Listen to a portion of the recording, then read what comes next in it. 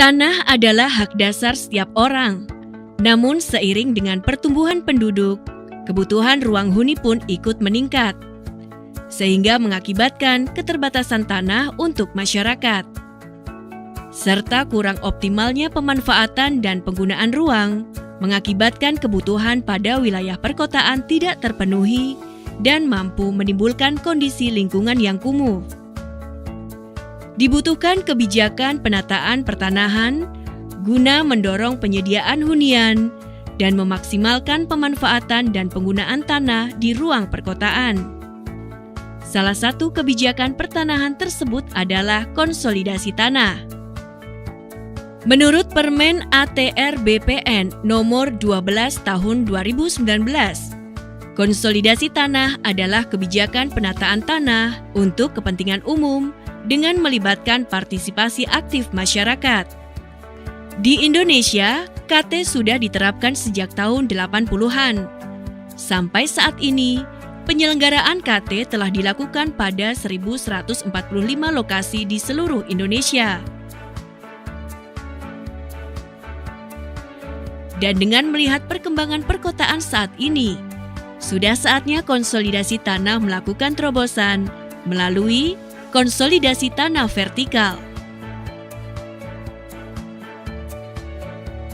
Menurut Permen ATR BPN nomor 12 tahun 2019, KTV adalah pengembangan kawasan dan bangunan yang berorientasi vertikal, bertujuan untuk membangun perkotaan terintegrasi yang memanfaatkan ruang di atas tanah, juga memberikan konversi hak atas tanah untuk masyarakat.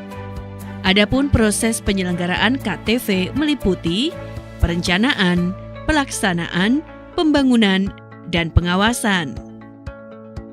Perencanaan KTV adalah kegiatan penyiapan lokasi yang dituangkan dalam dokumen perencanaan melalui tahap penyusunan sebagai berikut.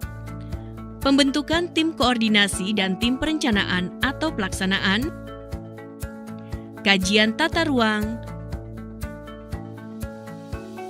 pemetaan sosial dan analisis potensi, pembuatan sketsa desain awal atau visioning dan penyepakatan KTV, dan penetapan lokasi. Perencanaan KT diprakarsai oleh ATR BPN, kementerian atau lembaga lainnya, pemerintah daerah, koperasi, BUMN, BUMD, BUMDes, badan hukum swasta, akademisi atau praktisi, atau masyarakat.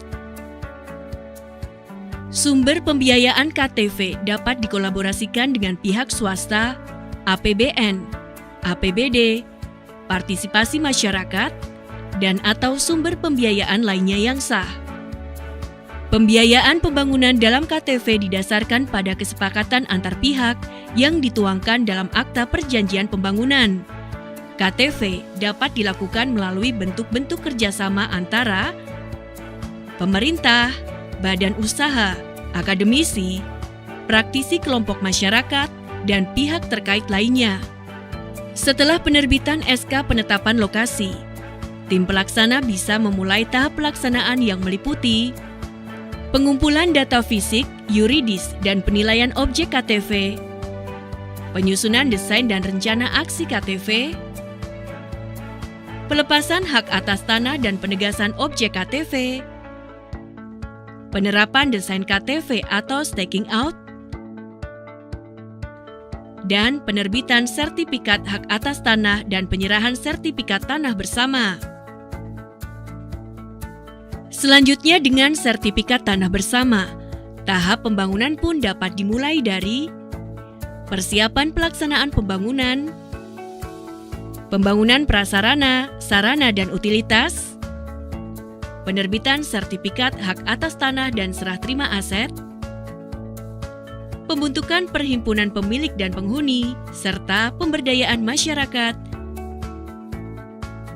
dan pengelolaan aset hasil konsolidasi tanah. Agar penyelenggaraan KTV berjalan sesuai dengan peraturan perundangan, pengawasan pada seluruh kegiatan KTV akan dilaksanakan dalam 2 tahap, yaitu Pengawasan intra kegiatan KTV yang dimulai dari perencanaan sampai pembangunan KTV, dan pengawasan pasca kegiatan KTV yang dilakukan setiap 5 tahun setelah pembangunan.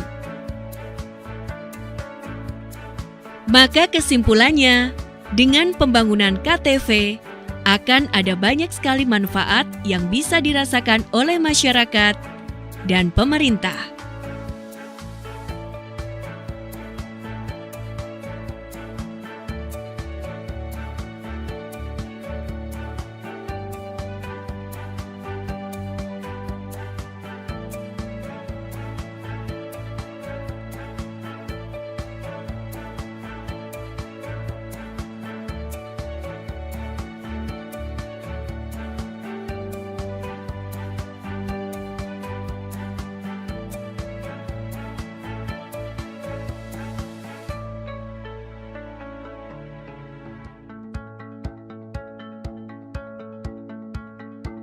Konsolidasi tanah sebagai kebijakan penyediaan tanah dalam pembangunan sekaligus penataan atas bidang-bidang tanah membutuhkan kerja bersama seluruh pemangku kepentingan dan masyarakat.